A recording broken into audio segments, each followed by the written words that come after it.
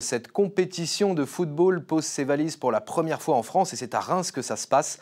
La Ligue des champions des sourds, 10 clubs européens de 4 pays différents et 200 joueurs réunis à la Neuvillette et à Tinqueux jusqu'à samedi. L'objectif, au-delà de l'aspect sportif, c'est d'être la vitrine de la cause des sourds en France. Reportage Sophie Dumais, Xavier Kless. Un jeu fluide, une ambiance calme, un entraîneur qui ne hurle pas mais qui signe « Réveillez-vous » avec énergie.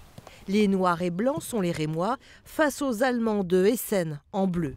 À l'issue de la première période, c'est 0 partout. Effectivement, là c'est le premier match, c'est le match d'ouverture, donc il y avait la pression. En plus on est à domicile, en France, à Reims, donc il y a beaucoup d'émotions, beaucoup de fierté.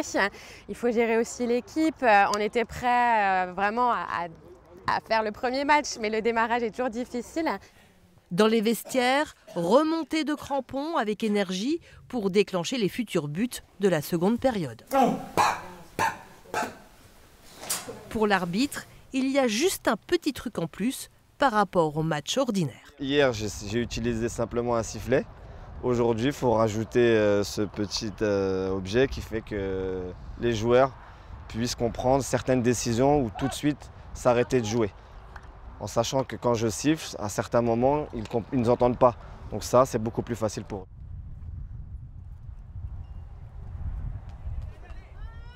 Les consignes de l'entraîneur de Reims ont porté leurs fruits. 4-0 pour Reims. Cris de joie pour une équipe soudée et heureuse.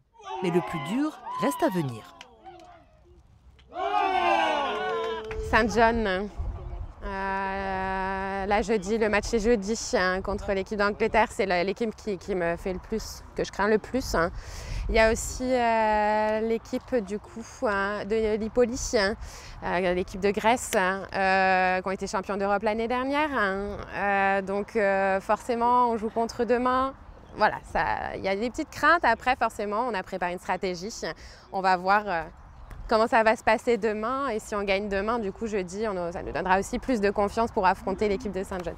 Tout au long de la semaine, 3000 spectateurs sont attendus pour voir les matchs des 9 équipes en lice.